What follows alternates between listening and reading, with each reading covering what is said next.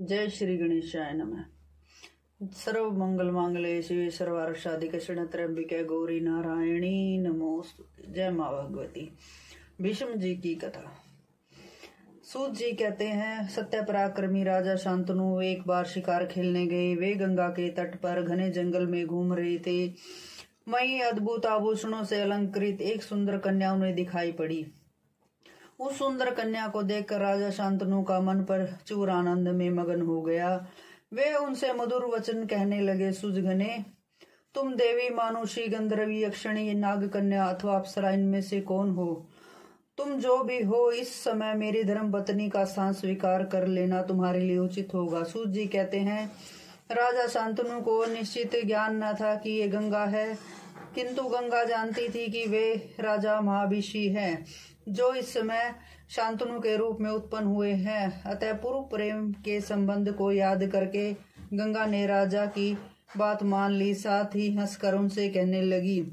गंगा ने कहा, महाराज, पहले आप वचनबद्ध हो जाए, तब मैं आपको अपना पति बनाऊंगी। राजन मैं कुछ भी कार्य करूं, वह अच्छा हो या बुरा, उसे रोकने के लिए आप अनाधिकारी रहेंगे। मुझसे प्रिय वचन कभी नहीं कहेंगे। जिस समय आप मेरी बात ठुकरा देंगे, उसी समय मैं आपको छोड़कर चली जाऊंगी। वासुगण जन्म लेने की बात गंगा जी से पहले प्रार्थना पूर्वक स्वीकार करा चुके थे तथा राजा महाभिष का पूर्व प्रेम भी उन्हें स्मरण था। इन बातों पर विचार करके ही गंगा ने अपना यह कार्यक्रम बना लिया। मुझे सब स्वीकार है। राजा के यूं कहने पर गंगा जी राजा शांतनु की पत्नी बन गई। अनेकों वर्ष व्यतीत हो गए। तदनंतर राजा शांतनु के गर्भ संयोग से दिव्य लोचन गंगा को गर्भ रह गया। उनसे पुत्र के रूप में वसु की उत्पत्ति हुई। उत्पन्न होते ही उस पुत्र को उन्होंने गंगा के जल में फेंक दिया।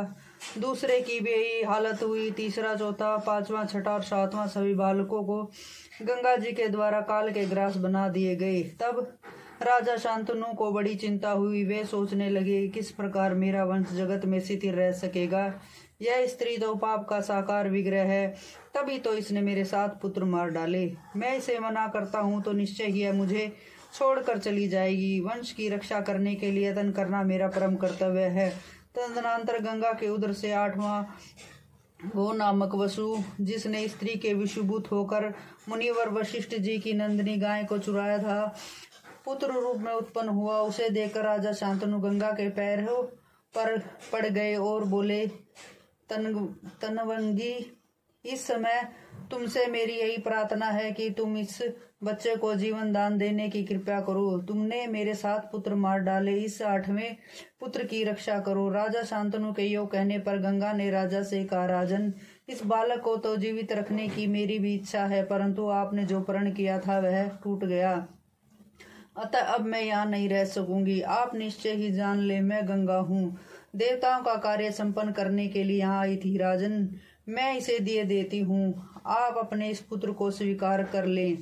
माँ भाग, गंगे नाम से विख्यात यह बालक सबसे अधिक बलवान होगा। आज तो मैं इसे वहीं ले जाती हूँ जहाँ मैंने आपको पति बनाया था। पालन पोषण करने पर जब यह बड़ा हो जाएगा तब लौटा दूंगी। इस प्रकार कहकर तथा बच्चे को साथ लेकर गंगा अंतर्ध्यान हो गई। राजा शांतनु अपने भवन पर पड़े रहे। उनके दुख का कोई पार न था। इसके बाद राजा शांतनु एक बार शिकार खेलने गए। वे धीरे धीरे गंगा के तट पर पहुंच गए। वहां उन्हें एक सुकुमार दिखाई पड़ा, जो गंगा के तट पर खेलने में लगा था। वह बालक विशाल धनुष पर बाण चढ़ाकर उन्हें छोड़ता जाता था। वही उसकी क्रीड़ा थी। तब गंगा जी उसी रूप में वहां प्रकट हुई जैसा सुंदर रूप वह पहले दिखा चुकी थी। गंगा बोली, राजेंद्र, यह तुम्हारा पुत्र है। मैंने इसकी रक्षा अब तक की। यह 8वां वसु है। मैं अब इसे आपको सौंप रही हूँ। इस प्रकार कहकर गंगा ने वह बालक राजा शांतनु को सौंप दिया और स्वयं अंतर्ध्यान हो गई। हस्तिनापुर पहुंचने पर महाराज शांतनु ने बड़े समारोह के साथ उत्सव मनाया। सूत जी कहते हैं, मुनियों, भीष्म जी के जन्म पर गंगा की उत्पत्ति में जो कुछ कारण थे वे मैंने तुम्हें बता दिए। बोलो भगवती मैया की जय हो।